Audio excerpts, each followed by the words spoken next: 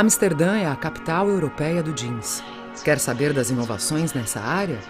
A cidade é tão importante para esse ramo que até foi criada a Denim City, um lugar pulsante que conecta todos aqueles que fazem essa importante indústria crescer. A novidade desse ano é a chegada da Denim City em São Paulo.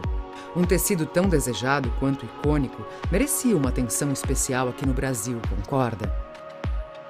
É por isso que inovação, educação, conexão e sustentabilidade guiarão nossos encontros. Todos aprenderão alguma coisa, certeza. Nos cursos ou oficinas, o debate apontará para um único lado: a indústria mundial do denim. Na Denim City Academy teremos cursos de tecidos, modelagem, design, lavanderia, varejo, entre outros. Quem é do ramo entende de algodão, lavagem, tecido, mas como melhorar a qualidade do algodão? E lavagem? Alguma vai impactar a moda? E o tecido? Como fabricá-lo de maneira sustentável? Não importa se você é estudante, profissional ou empresário. Talvez essas sejam suas dúvidas, ou quem sabe você tem as respostas. E a Denim City São Paulo é o lugar para compartilhar todas elas. Nosso generoso espaço trará showrooms de tecelagem, aviamento, lavanderia e muito mais, além de uma grande loja conceito com marcas internacionais e, é claro, nacionais. Ainda tem um incrível auditório. E o tema das palestras você sabe, né? E o nosso coworking vai conectar grandes profissionais do setor, seja para fecharem negócios ou trocarem valiosas experiências. E tudo isso em um único lugar. Pode ter certeza, você vai querer passar o dia todo aqui. E a gente trouxe agradáveis restaurantes para te atender. Vamos falar de mercado, inovação têxtil, mas o lado ambiental não vai ficar em segundo plano. A gente quer produzir mais e unir toda a cadeia, claro, só que poupando o nosso planeta, que, aliás, visto lá do espaço, é azul, como se todos os habitantes estivessem usando jeans. Já pensou nisso? É um ciclo, onde cada parte tem que influenciar positivamente a indústria e a vida. Denim City, São Paulo. Bom dia, eu sou a Amélia, me juntei recentemente ao time Denim City, tenho um prazer enorme de estar aqui representando toda a direção, enfim, os empreendedores. Nesse vídeo é lindo, né? A gente falava no futuro, era o começo do Denim City. E o que eu estou aqui fazendo hoje é prestar conta desses primeiros 2 anos, talvez 1 ano e meio aí, com mais atividades, porque abrimos justamente no dia 26 de outubro de 2020. Então, é um momento lindo de celebrar, de agradecer a cada parceiro e de prestar contas também do que fizemos aqui. Aos estudantes do SENAC, muito obrigada por terem vindo. Aos sócios, aos empreendedores, aos parceiros. Não tenho palavras para dizer como eu me sinto honrada de estar aqui nesse lugar, que talvez eu ainda não mereça. Mas, como me disseram há pouco, eu vou fazer por merecer ainda no futuro. Bom, enfim, então, o nosso lema é esse, né? Rumo ao azul mais brilhante. Que azul mais brilhante é esse? O que fizemos nesses 2 anos aí? A nossa missão é essa, é trilhar essa jornada. Uma jornada é como uma maratona, ela começa com o primeiro passo, não é uma corrida de 100 metros. A gente tem que ter resiliência, os tropeços são muitos, e ainda uma maratona, passando sempre o bastão para o colega do lado, porque não são 42 quilômetros que a gente vai percorrer. É uma trajetória de uma vida inteira. Essa indústria que emprega tanta gente, que motiva tanta gente a estudar para começar uma carreira, é muito bonita. A gente está com um probleminha de adequação de tela, mas isso não sei se vai impedir muito a gente ver os números. Enfim, o nosso tripé tem educação no meio e está ladeado por sustentabilidade, inovação e conexão. Conexão é o que a gente mais faz aqui. Mas o que a gente acredita mesmo é no pilar da educação. Nós, adultos, temos um jeito diferente de aprender. A gente aprende pelo exemplo, a gente aprende pela prática, pela coerência, quando a gente vê outras lideranças que a gente admira indo para aquele caminho. Estudante no comecinho da carreira aprende por repetição, né? Tem um outro método. Nós, adultos, aprendemos diferentes. E a Denim City acredita nisso, no aprender fazendo, na inspiração de cada elo dessa linda cadeia. A inovação é rumo à sustentabilidade, rumo a esse azul mais brilhante. Na próxima fala que a gente vai ver aqui, nós vamos ver exemplos do Brasil e do mundo, que nós já temos aqui dentro, inclusive, da Denim City, buscando esse olhar da circularidade. A nossa trajetória é muito bonita, né? Em maio de 2018, era apenas um sonho, quando, em Amsterdam, na Denim City de lá, que já tinha alguns anos, o projeto se tornou conhecido dos brasileiros. Lá, eles têm uma admiração muito grande pela gente. Eu pude perceber isso, acabei de voltar com a Maria José de uma semana em Amsterdã. E quando eles falam da Denim City Brasil, da Denim City São Paulo, e da ousadia dos sócios, dos empreendedores e de quem acreditou, porque o nosso modelo de negócio é um pouco diferente do deles, eles falam com um sorriso, com uma admiração. A gente vai ver aqui também na fala de um dos representantes do James, lá da Denim City. Essa semente, então, é plantada, inicia-se o projeto ficou grandioso, esse espaço encanta. A palavra que eu mais ouço das pessoas que vêm pela primeira vez, por exemplo, ontem o professor João Braga, né, que é um mestre aí da história da moda, esteve aqui pela primeira vez ontem. A Anne, diretora do Sebrae Nacional, esteve pela primeira vez ontem. E eles só dizem para mim, Amélia, estou saindo encantada, disseram isso ao Cris ontem também, muito bonito. Então, o projeto, muito bem iniciado, começou oficialmente em abril de 19, aí, essa cerimônia, né, que juntou brasileiros lá em Amsterdã, foi tudo muito bonito, o início das obras, ainda em 19, a inauguração, com o primeiro evento de lançamento em 20, vamos ver aí como é que foram esses eventos. Em março de 21, o nosso pilar, que a gente mais deposita esforços para fazer acontecer, que está muito pequeno ainda, a gente sabe, a nossa jornada é muito longa no pilar da educação, nasce, então, a academia, cuja Maria José é a nossa diretora e é o ícone, né, que representa para todos nós a capacidade que a gente tem de aprender e reaprender. Em maio, a gente tem o segundo evento com o lançamento de coleções, algo inédito, né? Todos os que vêm do Brasil inteiro para se atendendo num único espaço, numa única semana, ou em 3 dias, para poder sair e voltar para suas bases, com todas as informações, tendências, confirmações de tendências, inspiração. Vamos construindo de novo, né? Então, maio e outubro, nós colocamos no calendário oficial da moda brasileira as semanas do Denim. Isso não é pouca coisa. A gente não costuma reconhecer os feitos, mas essa semana não existia antes da Denim City. Isso é mérito de cada um de nós que está aqui. Muito movimento, um evento conjunto de lançamento. Primeiro, Denim City Conecta, trouxemos uma figura icônica que não é do mundo do denim, é da malharia, para vir contar a sua história. Teremos muitos Denim Cities Conectas, com os ícones agora da nossa indústria vindo ao palco para contar suas histórias aqui. Num evento mais informal, menor do que a semana de lançamentos. E aí, estamos aqui no futuro. Eu vou prestar contas, então, primeiro desse semestre que nós vivemos, em números, eu acho que sempre é bom, né, para a gente mostrar o que já fizemos. Não é muito, mas a gente está conquistando cada vez mais esse espaço. Então, foram 5 workshops realizados em vários estados do Brasil, é a Denim City porta para fora, e ainda novas parcerias aí acontecendo. Foram 10 eventos realizados aqui na Denim City. No primeiro semestre, matriculados efetivamente 311 alunos que foram impactados, que a gente imagina que cada um se transforme num embaixador daquilo que aprende aqui com mão na massa, acaba se tornando também um embaixador da Denim City. Foram 13 visitas guiadas de alunos das faculdades das mais diversas. Quinta-feira, amanhã, nós vamos ter as 5 principais entidades de educação de São Paulo nesse palco, debatendo o futuro da educação na moda. Não percam, vai ser um talk muito interessante. E nesses, então, 2 anos, rapidamente, foram mais de 4.500 visitantes nessas semanas de lançamento. Então, nos 4 eventos que já tivemos, mais de 42 eventos realizados na Denim City. Não é pouca coisa, né, para 2 anos. Vamos contar 1 ano e meio, né, tirando o abre e fecha pós-pandemia, eu acho que é uma realização interessante.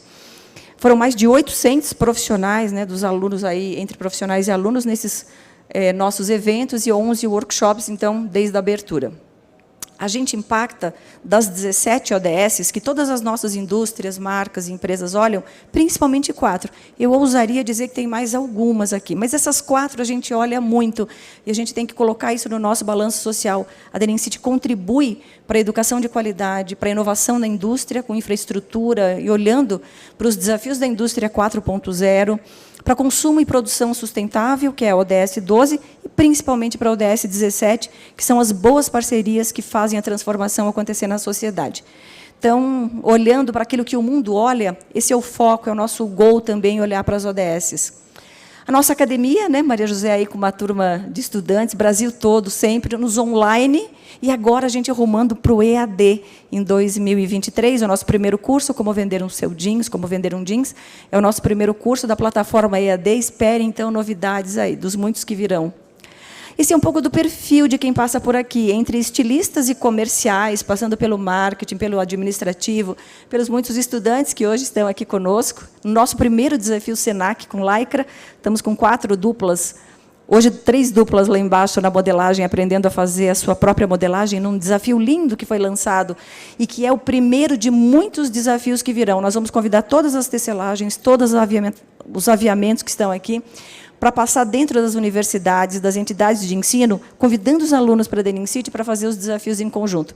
Mas quero elogiar e agradecer ao Senac por ter acreditado e à Lycra por ter sido a nossa primeira parceira nesse desafio. É o nosso piloto. Juliana Medina, que está aqui, ela sempre faz uma festa no final do curso A Magia do Denim, porque ela é a magia do Denim em pessoa. Então, obrigada, Ju, por trazer sempre essa alegria aqui para os teus cursos. Eles entram cruz e saem com uma calça feita por eles próprios, lavada, com os efeitos de laser, a Sei Laser, muito parceira, CHT, as empresas que estão aqui conosco, né, no processo de entregar essa magia do nosso produto acontecendo lindamente.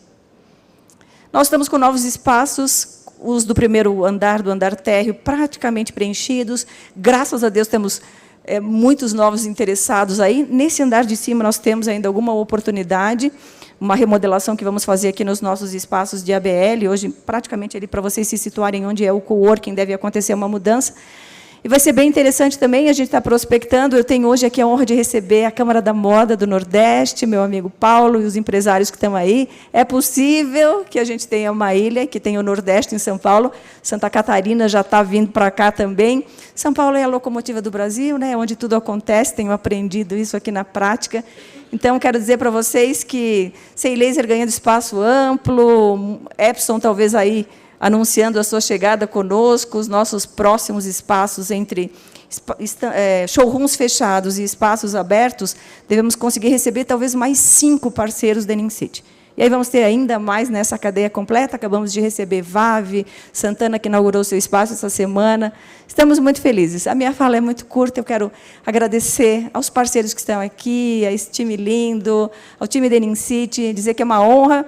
Convidar minha colega Maria José para falar um pouquinho do próximo talk. Nós fomos para a Denim City, tivemos a honra de participar da Kimpins, que é aquela feira bastante grandiosa, e convidamos, dentro da Denim City, os brasileiros, estávamos em 23, para ouvir um pouquinho sobre circularidade. Então, Maria José, conta para a gente como foi. Obrigada, viu?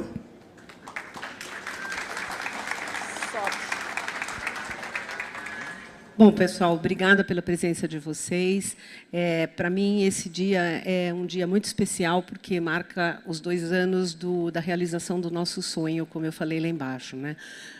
Muita gratidão a quem acreditou no projeto desde o início e o meu obrigado àqueles que foram se juntando a nós. Temos aqui agora, como a Amélia falou, chegando para se unir à família Denim City, a Vave, a Garmon e a Santana, que ontem abriu o seu espaço, e a todos vocês que estão conosco desde o início. A gente esteve lá em Amsterdam para renovar nossos laços com a Denim City Amsterdam e a House of Denim, e também para ir a Kimpins. O que eu tenho a dizer para vocês é que nós estamos num oásis. A Kimpins não estava lotada, e o espírito não era muito otimista, porque a Europa está com consumo nas grandes capitais turísticas, como Paris, Londres, Milão, mas o europeu médio está pagando energia com medo da guerra nuclear e alimentação. Então, o consumo lá não está legal e as empresas estão bem preocupadas com isso. Então, vamos aproveitar que nós estamos nesse oásis, né, de recuperação.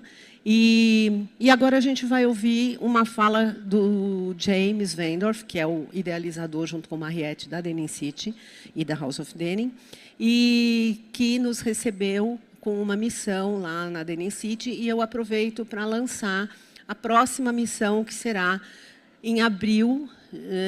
A data já saiu, mas eu me esqueci, né? Desculpem a franqueza, mas eu me esqueci, acho que é 18 e 19 de abril do ano que vem. Se não for 18 e 19, é 20 e 22, é algo assim. E a gente quer, de fato, fazer uma missão mais organizada, levar aqueles que não têm o conhecimento da Kingpins e de Amsterdam numa missão guiada pela Denim City. Então, a gente vai organizar dessa vez mais cedo. E eles nos receberam com essa palestra. Então, James vai falar para vocês um pouco do sonho Denim City, House of Denim. E, na sequência, nós vamos ter a fala do Romain, que é um francês, Romain Narcy, que ele é dono da Ereks, que é uma empresa turca de denim, e que ele decidiu fazer um projeto que se chama The Blue Matters, e ele quer transformar a empresa dele numa empresa circular e trazer parceiros também para isso, um pouco dentro do conceito do que a Cotton Move está fazendo aqui. Então, eu convido vocês a assistir esses vídeos e também conhecerem a Cotton Move, porque é um movimento de início de circularidade colaborativa no qual eu acredito muito. Muito obrigada pela presença de todos vocês. My name is James Veenhoff. A special welcome to all our friends from São Paulo. Bienvenidos.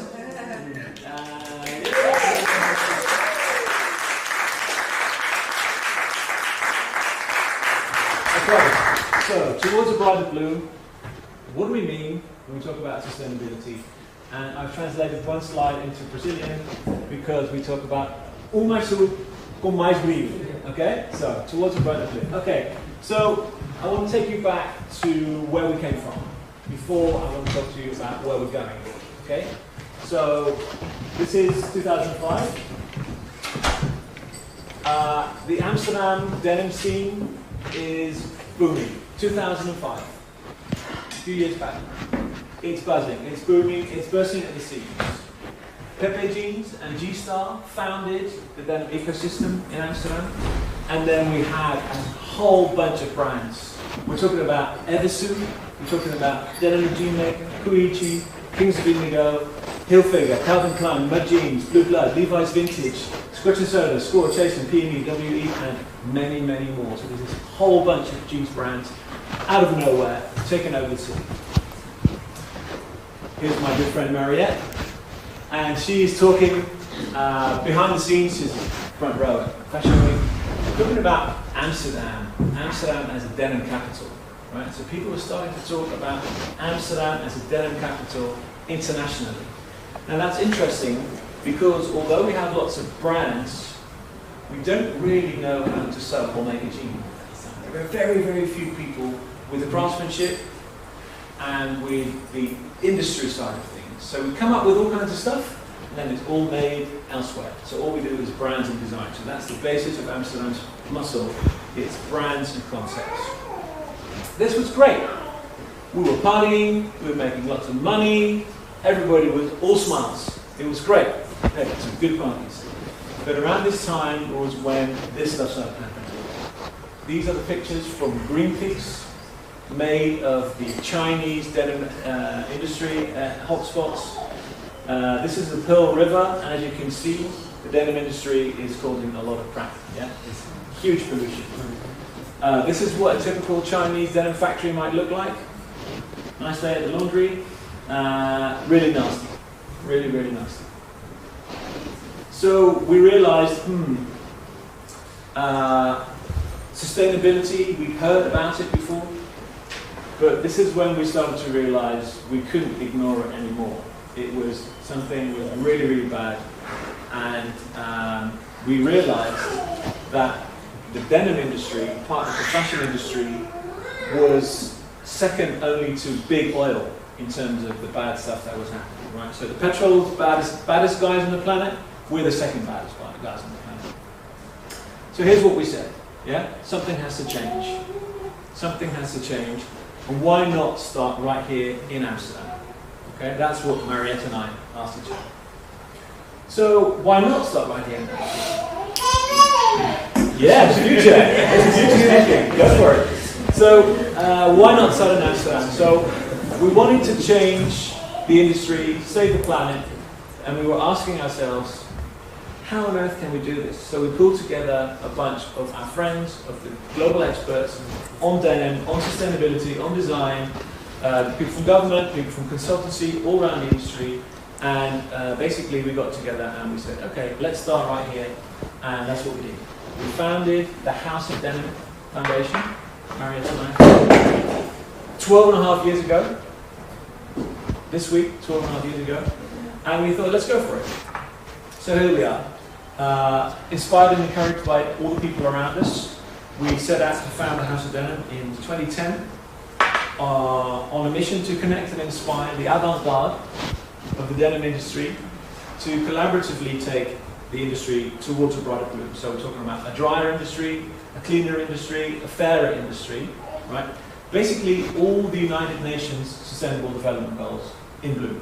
So the UN goals, and we call ourselves the United Nations of Denim. Nações Unidas, right? That's us, okay? So Nações Unidas de Denim. And we started dreaming of taking this across the world, okay? So we thought, in Amsterdam, who are we? We're nobody. But together, maybe we can connect the industry, right?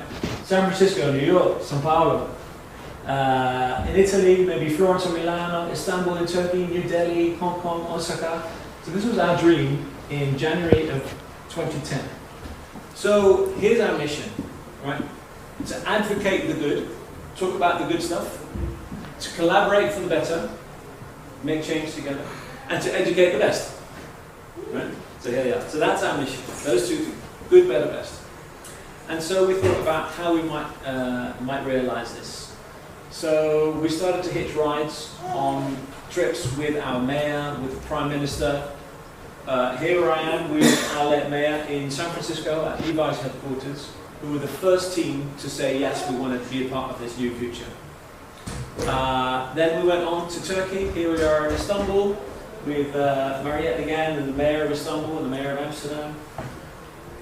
Here we are in New Delhi, talking to the Indian industry. Germany, Italy, Spain, Turkey, China, Japan, India, Brazil, went all around the world talking about this brighter blue and talking about these dreams. And when we came back, we had a really decisive moment in 2013 where the mayor invited us all to breakfast. So the mayor of Amsterdam invited everyone to breakfast. And we agreed that we all want to make the step into the new industry. So we want a new generation of bright blue talent, one of whom is in the back of the room. We want more expertise on sustainable practices, and we want to put Amsterdam on the map as a place for more sustainable fashion business. Because entrepreneurs are the people that are going to make the change. Okay, so that's what we agreed in 2013, and we've been having breakfast together with the leaders ever since. Next time will be Thursday morning, you'll meet everybody.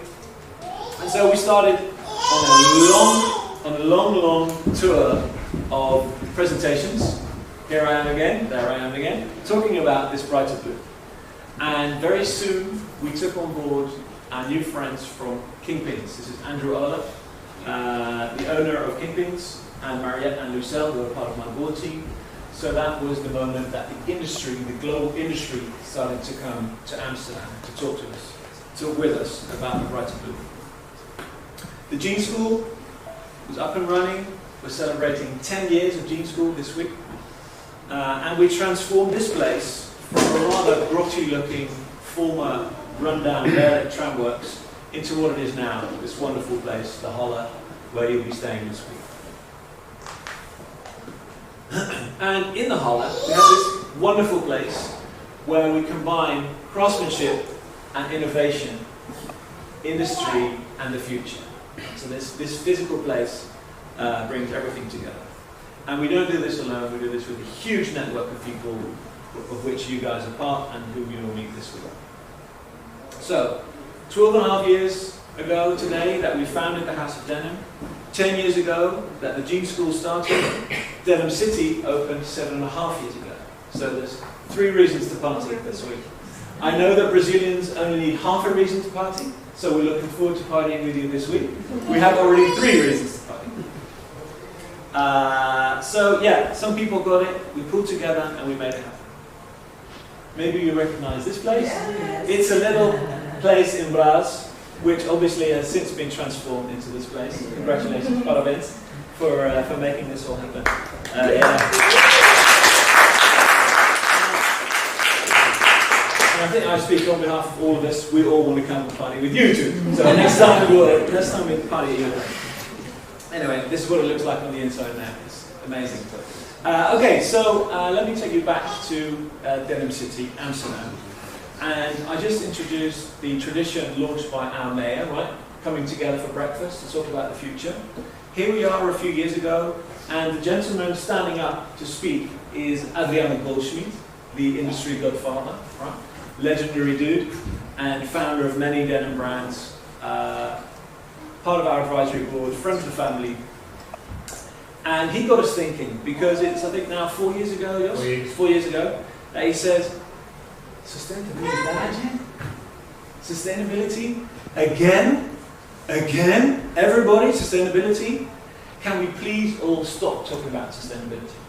Amazingly, the guy that got me into this in the first place was saying, yeah, sustainability, really? Do we really have to talk about sustainability? And what he meant was not that we shouldn't act on sustainability. We should stop talking about sustainability all the time. Do it.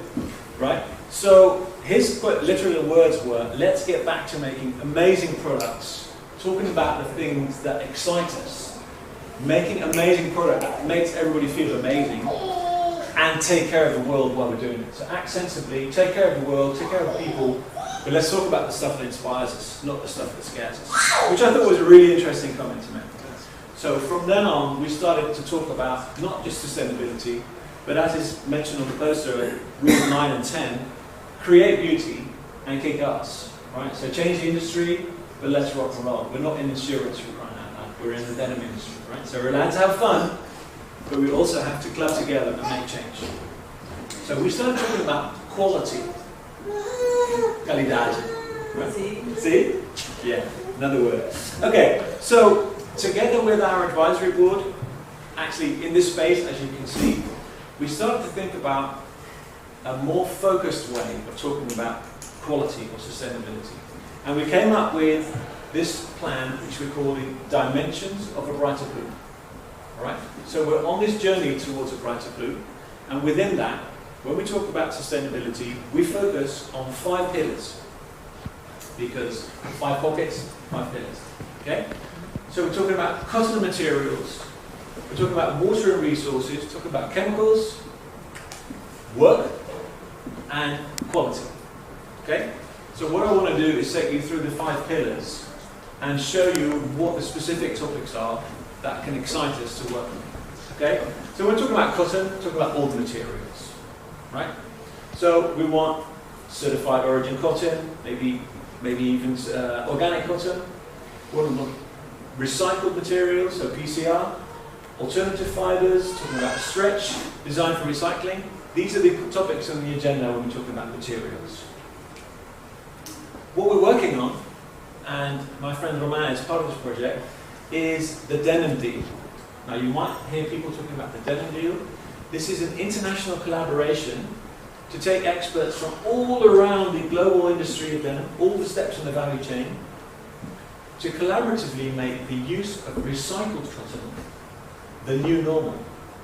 Right? So now we're saying, oh yeah, we've got recycled content in there now. From soon onwards, the use of PCR, post-consumer recycled cotton, will be the standard. Right? Can't see it, can't feel it, can't smell it, but we've got way less resources.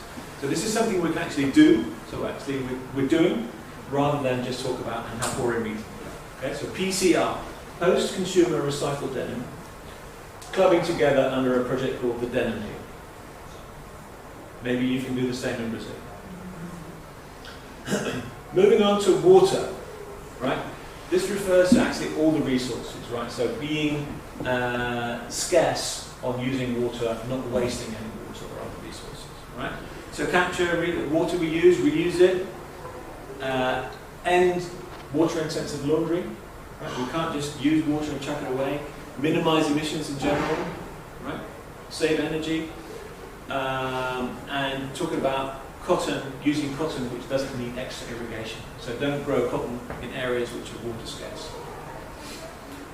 One of the topics that we're pushing here at Denim City is waterless laundry and clean finishing. Okay, so this is something that Romain is an expert on. When you take the tour here at Denim City, you'll see our smart laundry in the back using laser and ozone. We can now finish the garments that we love without using any other water or chemicals. Right, so that's what we should move towards. And this is also this is one of the areas that we train our students in, so that they go into the industry knowing that you don't need potassium permanganate or lots of water. Okay, that's the next one, chemicals, right?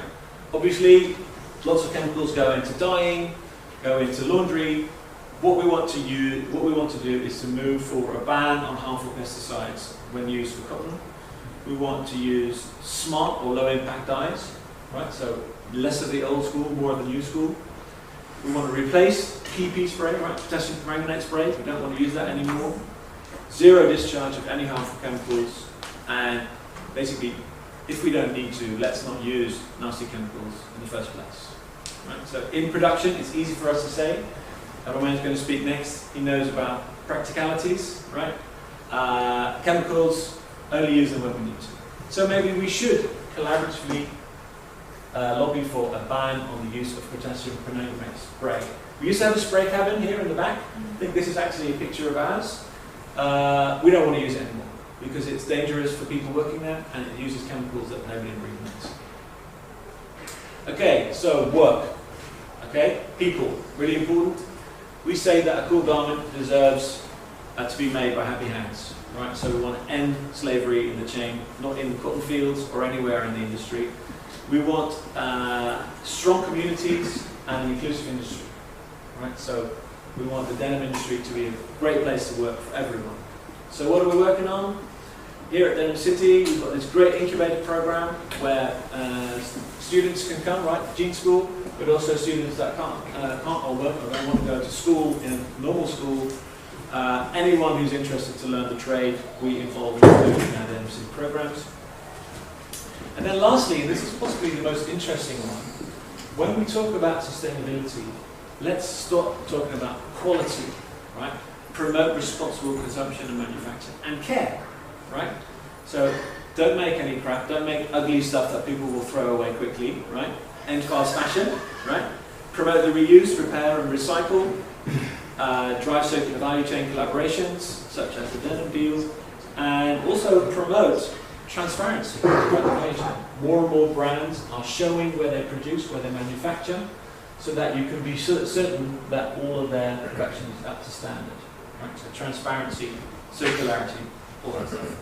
So to promote that, we're now working on a stamp of approval, right, which we are looking at the food industry, where they obviously have lots of stamps for saying this is good food or organic food, that kind of stuff. We want to bring this system of ratings into denim, so that consumers can easily see, this one is better than this one, or these has good basic standards. Right? So this will be working, this year we'll be working again with the Technical University of Delft to set further steps on this course, making better choices. So anyone can go into a shop or can order online and they can automatically see what jean is better than the other.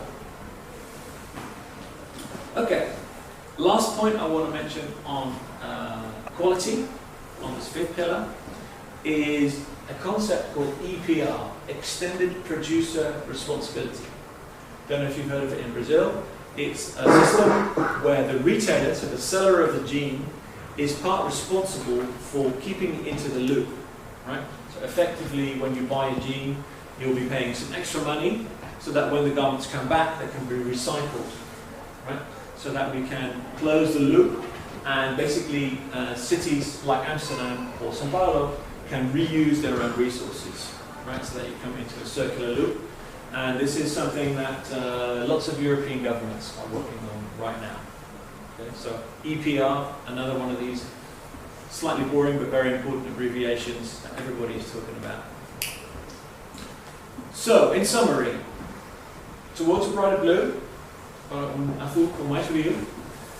5 dimensions we're talking about. So cotton, water, chemicals, work, quality, or in other words, materials, resources, chemicals, people, and quality. Okay? So when we're talking about a brighter blue, these are the topics that we're talking about in Amsterdam. I hope that this week you find lots of opportunities and inspiration to make good business and take the industry towards a brighter place. Thank you very much. And when it's your own money and it's your own business and you're talking about your pension or your kids' education, it comes way closer to home, right? And to share a few thoughts on what it's like from the entrepreneur's perspective, here is a friend of the family, Romain and Narcy, from a wonderful company in Turkey called Blue Matters.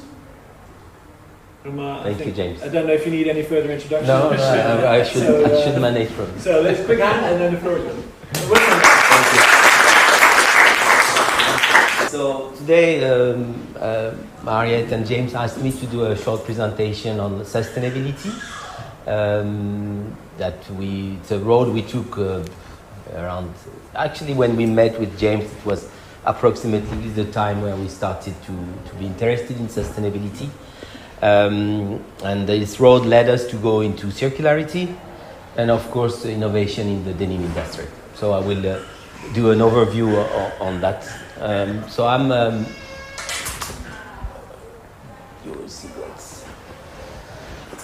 So yes, the story we took, how we transform ourselves, our company, and what we achieved and what we are going to achieve in the coming years.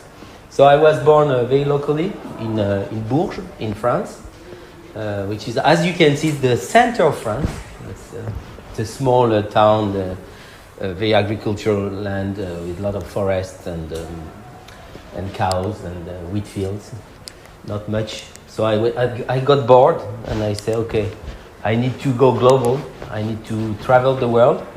So I studied high school in France. Then I went to study business management in France. But I had always in mind to go and live abroad in different countries. So I spent time as an Erasmus student in Sweden. Then I went to the US for my internships. And I started my career in Turkey for a year about at that time. And then after Turkey, I went to India for about 2.5 years, working at that time for a big multinational company. But I got bored of this multinational company, so I went back to Turkey, where I had met my future wife. And I got to know about the denim industry. And I fall in love with the Turkish lady first, but then with the denim too. So, but she was okay. She was not jealous of that. Really the product really talked to me, and I really enjoyed working with the denim, interpreting the denim.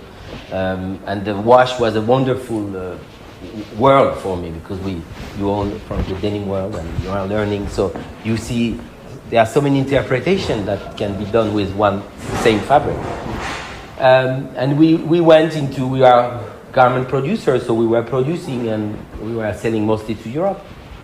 But after a certain period of time, you realize there is the other side of the medal, and which is the impact we have on the environment. So we decided that we needed to do something about that.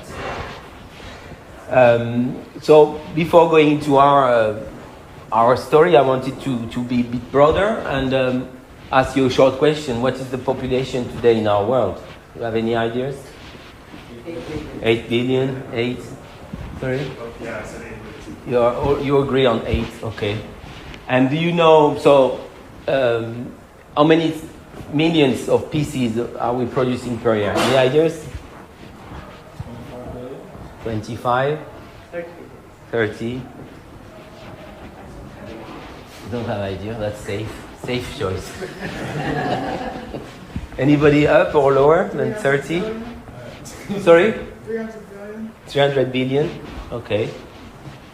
So world population you see is increasing to, yes, it's around 8 billion today. It's going to increase to 10 in 2050. 160 million tons. Million tons, usually we say it's around 100 billion garments. in 2020. And the projection, that's the figure from the H&M Foundation, is to have 250 billion garments in 2050. So you say 300 billion, you're not that far. It's where we're going to be in 20 years. So you see the tremendous increase in the numbers.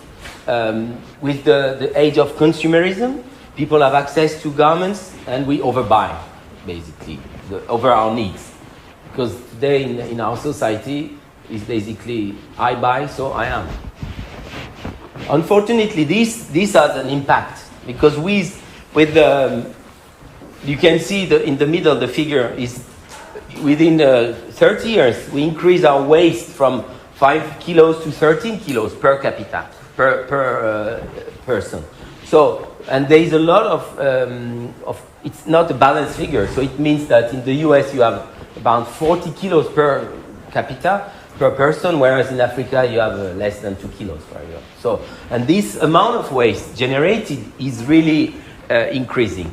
On the other hand, you also have the value of the garments that is decreasing drastically. This is from a very striking figure, that in the 30s, a family was spending over 30% of their budget in garments, in purchasing garments. So why? Because they were buying local, they were buying from the tailor, they were buying wool, they were buying expensive material and very few pieces. In 2009, it was 12%, because it started to be globalized. And we started to buy more, so we wanted to buy cheaper garments. And in 2020, it's 5%. And it's so the amount spent on garments is going down, so the value per garment is also getting lower. And it means that actually today the garments production is not local anymore at all. You have nothing, as James said. I mean, it's all made in Asia or in Turkey, in the Mediterranean, and South America for your area. But it means that we are exploiting people basically to produce garments, because to be able to produce them at the cost the buyer wants to buy them, there is no other way. The usage of clothing, that we realize that 60% of the garments produced turn into waste the same year. So when we say that we have over 100 billion garments that are produced per year, it means that 60 billions are turning into waste the same year. So it's 92 million tons per landfill. I mean, this figure is it's so enormous that sometimes what I did is I divided actually by the truck. So it's 4.6 million trucks going into landfill per year, which is mind-blowing. Again, I remind the average textile waste per person.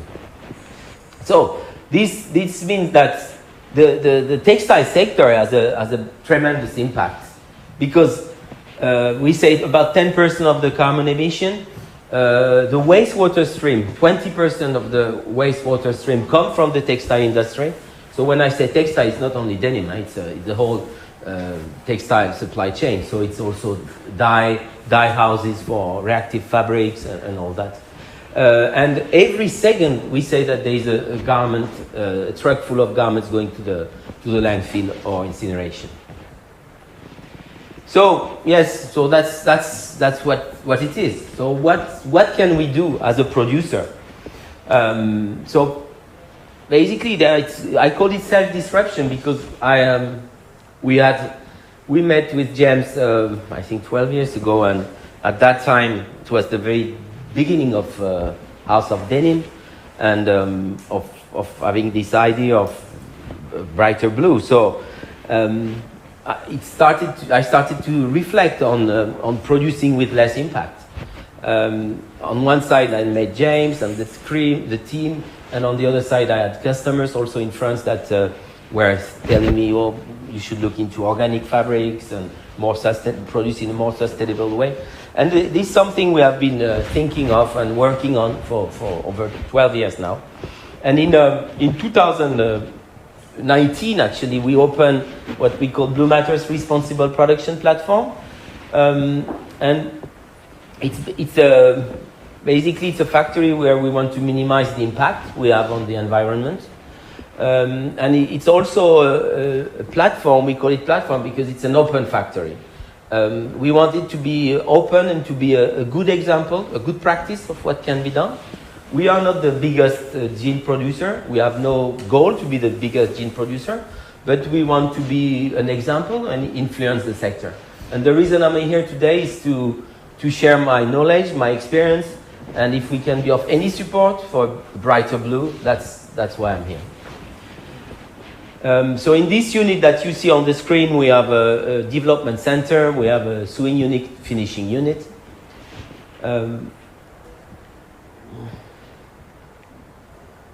So this is a short video that I will play now.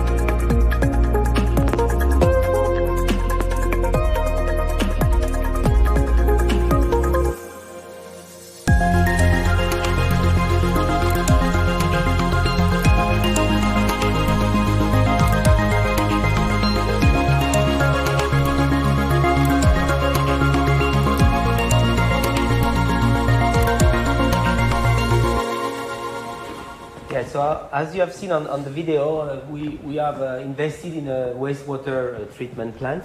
So we recycle about 90% of our wastewater since 2021. These efforts are actually something we do our part. So we do it.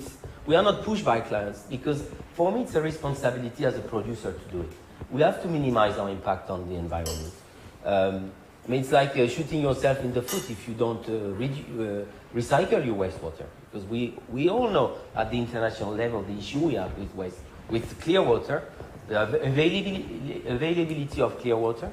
So every company, for me, in any field, not only the denim industry, but also in the food industry or whatever sector, should take care of the water. The wastewater is something we take care of. What we have been doing also is we replaced pumice stones.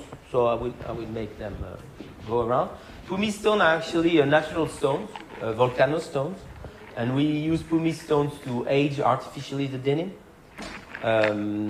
But the problem with the pumice stone is that it's creating sludge. And the sludge, when you want to recycle water, it's a big issue because you need to only have water, and you should not have any parts that are not bigger than a certain size. So we have. I mean, the denim industry in that sense also is, I find very ironic, is that we do a perfect pants, like the one I'm wearing that is raw, and at the end of the production process, we destroy it basically within 4 hours.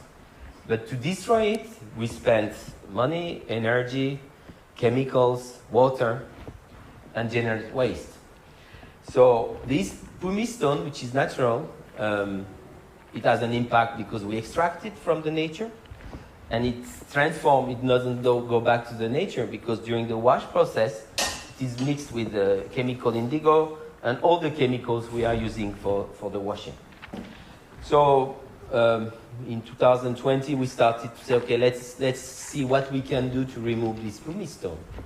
And we analyzed what was available on the market, and we started to use this eco stone, which is made of polymers, which is, just to give you an idea, a stone will be destroyed within 2 hours wash process and transform into sludge. This one can last for 3,000 hours or more. And we need to combine this with an enzyme because the mechanical abrasion effect of stone is stronger than this artificial stone. So I let you check it. Avoid to touch the sludge, because they are not eco-friendly sludge.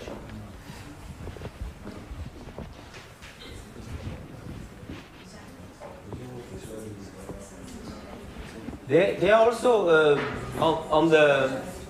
So we don't have solar energy yet. We are looking into the investment. It's an additional investment. But we use Ereks certified energy sources. So Ereks means that with the energy we buy to run the factory is from renewable sources. So either water or wind. And it's not something that is coming from a coal plant or nuclear plant. So that's our pillars. We only have 4, but we may add one after my presentation. So transparency. That's why I say it's open. You are all welcome to visit us in Turkey. Collaboration. That's the reason, one of the reasons I'm here today. Innovation and sustainability. We also follow sustainable development goals, but we have action on the 8 goals you are seeing here. It's very detailed, so I will not go over them today, but I can give you some ideas if you want after. Yes, so I'm coming to 2020. It's a time for reflection for me. So the pandemic happened, and we are, our friends from Brazil know that when you do jeans production, it's very, you focus a lot on production, on operations, and you may not have time to look around and think and reflect.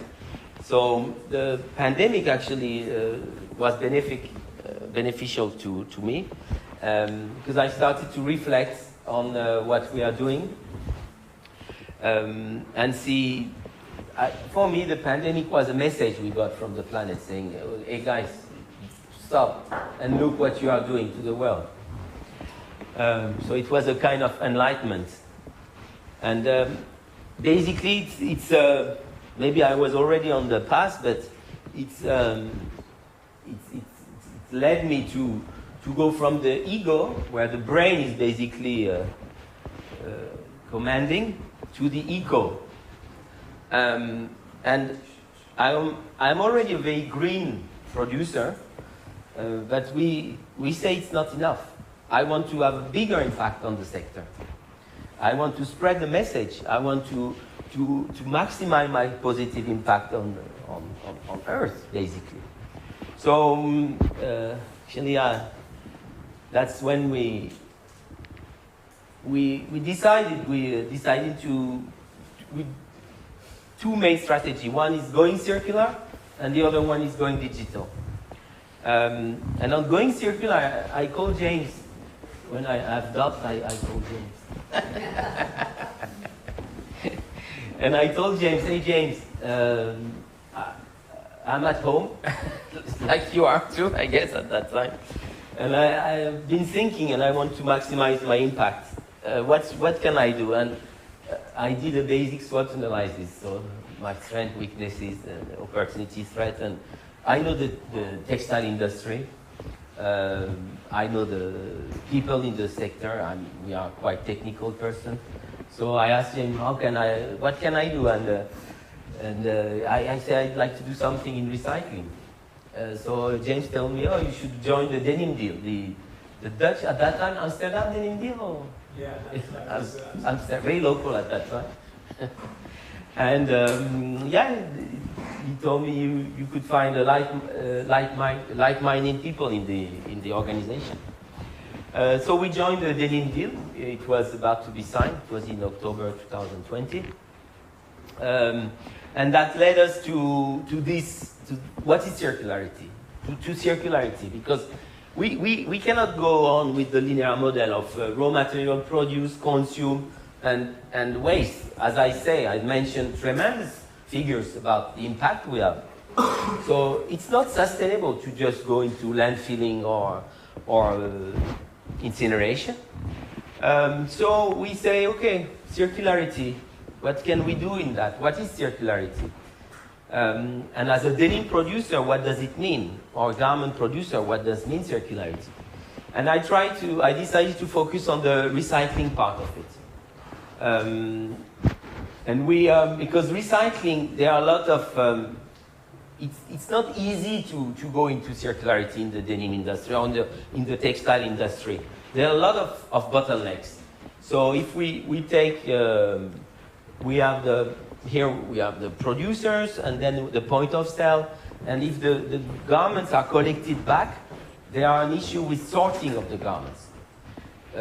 Just to give a very simple idea is to look at what you are wearing all today. We are wearing all today. And imagine that you put that in a bin and then we have to recycle it.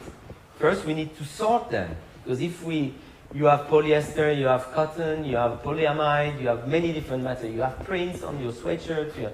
If we do not sort them by categories, we cannot recycle them properly. So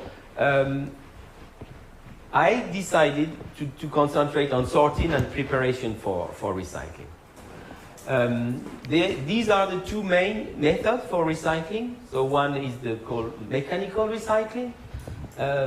Basically, it's a mechanical action on the fabric or the fiber that allows us to recycle it. And the other one is chemical recycling. So I will pass it through. This is cotton that has been recycled mechanically. This is polyester that has been recycled from PET bottles. It's not from textile to textile, it's from PET bottles. So this is chemical recycling, the cotton is mechanical recycling. The mechanical recycling is mostly done on natural fibers, so like wool, it has been done for centuries. Chemical recycling is not that old, and it's mostly today on artificial fibers. And there are barriers. Why are we not recycling more today? The first step is we need to scale sorting. So we collect, but then we need to sort. Because if we do not sort, we will have the issue we have today, is that today 85% of the garment produced are ending into landfill or incineration.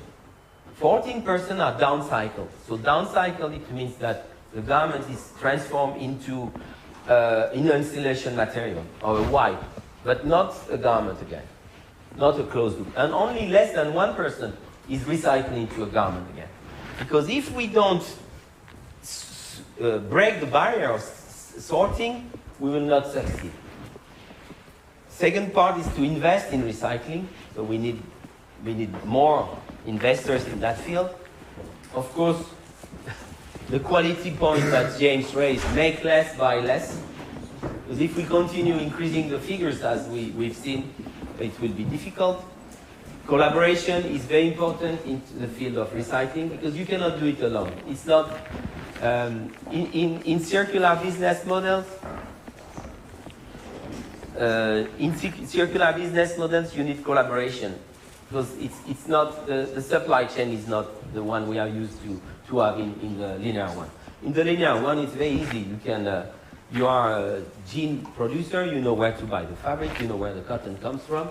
But if you go into circularity, one simple example as a producer is you need to manage the flow to get the recycled fiber back into the supply chain. And where you as students is I think you have a strong role to play is design to last, design to recycle. Because you need to think about how the garment you are designing will be recycled after life. Circular design principles, we call it in other way. Define and standardized. So that's again going with what James was saying of standardization, of measuring the impact and announcing to the consumer what is the impact of what you are using. And leave fossils in the ground. So leave fossils in the ground means that today worldwide, if you take textile exchange, the data from there, 60% of the fiber is polyester fiber. It's the biggest fibers in terms of usage. In the denim industry, we are not so familiar because we use a little polyester, but worldwide, polyester is the mainly used fiber, and polyamide is quite big also. So basically, the idea is to go back to natural fibers, to leave these fossils-based fibers in the ground. And 8, people, planet, profit. So put people first and profit last. I recommend highly Hey Fashion, which is a very good source of information for me. And they are trying to support the transition to circular economy. Same as Ellen MacArthur Foundation. You have seen this picture, I think. So for us, joining the Denim deal brought mainly 2 things. One is to become familiar with the concept of extended producer responsibility. Because I think that what means practically extended producer responsibility? It means that till date, basically we told Inditex, H&M, Primark, whoever, big brands of fast fashion, is you sell as much as you can, and you don't care about the waste you are generating. It was just like, you became billionaires, but then what happened after is not you don't have to deal with it. With the extended producer responsibility, we are going to force, by regulation, brands to be responsible for their waste. So this today is different according to the countries, but they will have to recycle between 20 to 25% of what they produce into a new garment. So with the Amsterdam Denim deal, we became familiar with this concept. We became part of an ecosystem, and we also had the opportunity to meet the Fiber Farm project. And Hans is one of the partner in the company. He's on the right of the screen. So what is a fiber farm? So this fiber farm for us is the project we have to start our journey in the circular business. So as I mentioned, we have on the left, where we have what we call the feedstock, is all these garments that have been collected. That could be unsold goods or post-consumer goods. And we need to sort them. And we cannot sort them manually because we need to identify what is inside the garment. We need to remove the buttons, the zippers, the rivets, the labels. So we need to do it automatically. And the fiber farm is combining near-infrared technology. So near-infrared technology, the infrared is reading the composition of the garments. And then it will separate them by composition and color. And at the end, we'll have generated clippings that can go into recycling. So here, I will also show you around. You have denim clippings, and you have cotton clippings.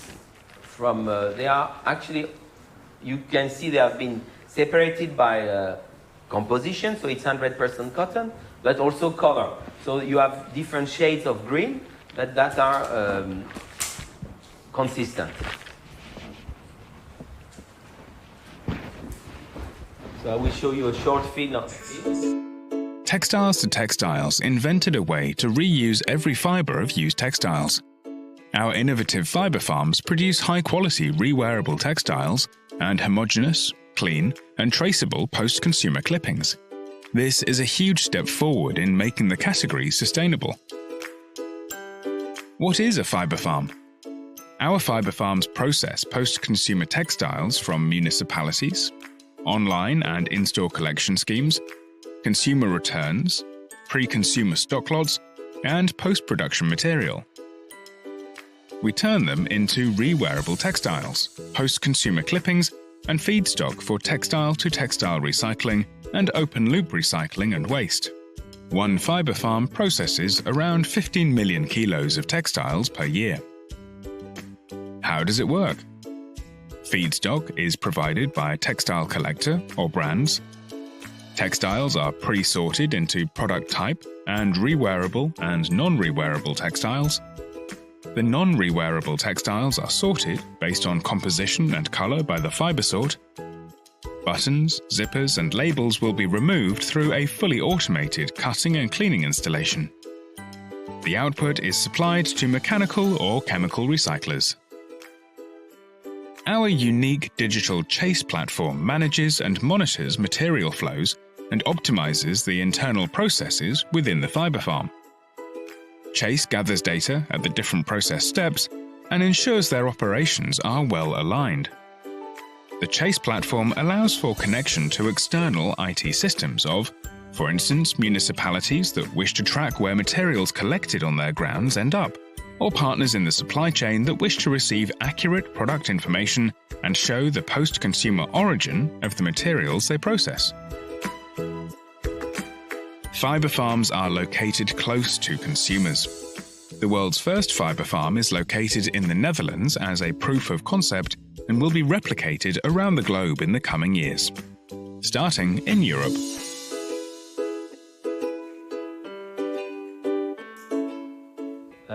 The second video is an example of collection in the Netherlands between Salvation Army and the textile-to-textile fibre farm. A total solution for a transparent and circular textile chain. Reshare is aiming to do good for people and planet by collecting and repurposing used clothing and textiles. In the Netherlands alone, we collect about 20 million kilograms of textile every year. And we strive to repurpose 100% of this textile locally. Now, Reshare and Textiles to Textiles have jointly developed a solution to reuse all collected materials and close the loop. Textiles to Textiles is deploying technological innovations in their fiber farms to reuse every fiber of used textiles. Fiber farms are the only production facilities in the world that process post-consumer textiles into high-quality, homogeneous, clean, and traceable post-consumer clippings to be used by the global textile industry. So how does it work? Textiles are pre-sorted into product type, and rewearable or non-rewearable textiles. Wearable textiles are donated by Reshare to people in need, or sold. The non-rewearable textiles are provided to Textiles to Textiles. Those non-rewearable textiles are then sorted at the fiber farm, based on composition and color. Buttons, zippers, and labels are removed during a fully automated process. The residual textiles are supplied to mechanical or chemical recyclers. Our unique Chase software is managing and monitoring material flows, and is optimizing all processes. It gathers data, and ensures everything is well aligned. Chase allows for connection to IT systems of partners in the supply chain that wish to receive accurate product information, and show the origin of the materials they process. We aim for a sustainable, circular textile chain. Join us, and be part of the change.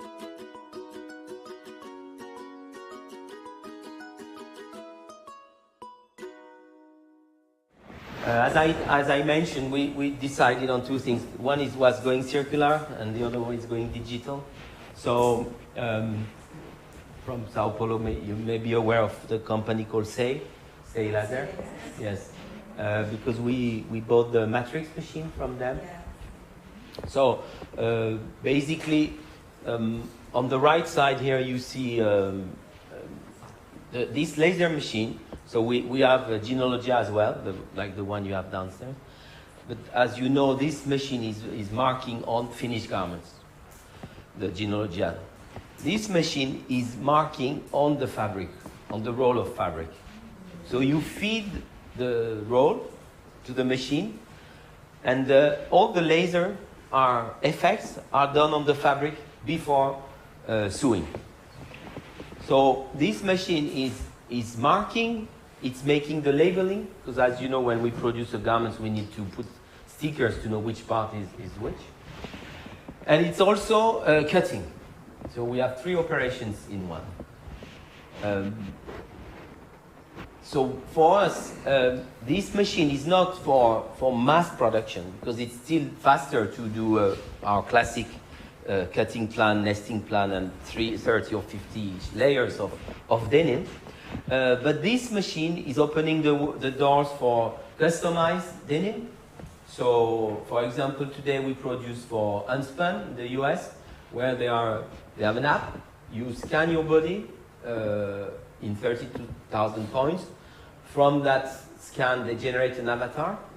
On the avatar, you will select the jeans you want, so wide leg, cropped, for example, and it will adjust the measurements to your body. Then they are sending me the file, the DXF. So it's the DXF is the pattern file, and I directly integrate this pattern file into my machine, and can cut the jeans with the measurements of Mira, for example, or mine, or just everybody's measurement. So it's customized in that way. It's really made to your measurements. I'm not a tailor. So what we do is we group the order on a weekly basis, and we do about 40 pants per week of these custom-made jeans. And we ship the pants directly to the consumer. So in Europe, in the US, in Asia. So we ship to the end consumer. And we have, right now with them, on this project, we do about 300 pants a month. That's the limit we gave for now. Because I have the machine is not the bottleneck. The bottleneck is the sewing. After sewing, we have the wash and finishing. Personalized. So personalized here, it's again, we can use this machine. The difference is that we can put the name of the client in the belt, in the waistband. We can do embroidery with your initials, for example. So here on the personalized denim, the measurements are standards. It's the details that are personalized. And on-demand manufacturing, so as I say, we group at least 3 actions. We group cutting, labeling, and marking. So my production time is reduced. So this is opening the door for on-demand manufacturing, which is basically, you could imagine doing test orders using this technology. And then once the test order has been, if it goes well, then you can do bulk order using more classic method. On-demand manufacturing for me is important because I say that we are generating so much waste, and there are striking figures. We believe that, I'm still looking for the very reliable source, but it says between 10 to 30% of the whole garment produced are never bought, basically. So they are produced to end up as a waste even before reaching the end consumer. So that's why I think the on-demand manufacturing is very important, to make sure that the garment produced is actually going to be used. So this is it's a first, it's not completely finished yet, so there is no sound. Say came to our factory to have a video in August, so it will show you the machine more in details. So the tree, you can see it has leaves now compared to my first video.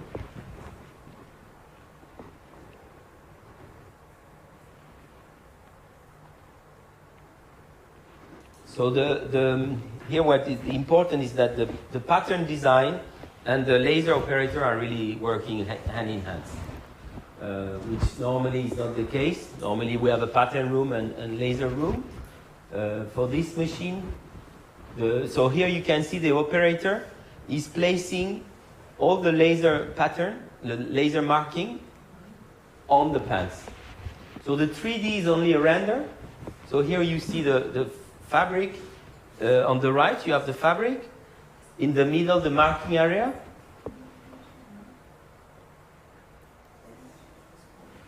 And you can see that we can give the stone effect also with this machine.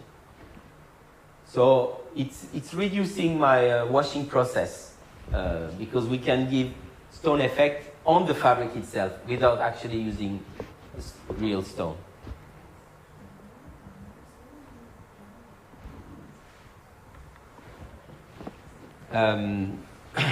Yes, at the beginning of the presentation, I talk about collaboration and partnership. In sustainability, in circularity, it's a must. We cannot just act alone. And these are some of the organization we join or we are active in. Act together, you can see Meidea, Officina, and Tencel. Actually, there will be the launch of Circle Book 3 during Kingpins. So it's a project we had with Global Denim from Mexico. There is a Chalik from Turkey. There is Royo from Spain, and different train supplier. And we did the garment making. Here, the idea was how to design a circular garment. How far can we go in terms of fabric, in terms of wash, in terms of garment making? And it's a collaboration we did with these companies. It would be interesting to have some person from Brazil also for next edition. A very short presentation of our certification. And this is also to finish. B Matters. We did a project in the factory, an art project, where we had a street artist. His name is No More Lies, and the B is one of his art piece, where we did. It was in 2021. I invited him to come, and we did a brainstorming. And the idea was how can we show by doing arts the vision of circularity of what we are doing. And while thinking about that, we came up with the idea of the bees, because the bees are very representative of circularity. They have no waste. They don't generate any waste in their activities. And we have 7 different kind of bees that are we painted in big size on the wall of the factory. We'll have a booklet ready in a couple of months, and we also launch this during Kingpins in April 2023. So Denim and bees will show you that. Thank you. Here you have all the detailed information if you want to learn more about the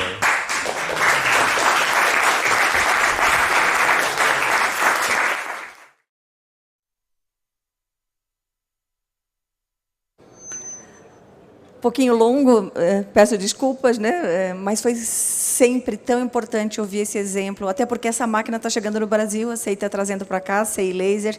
Então, é na Denim City onde essa discussão tem que acontecer.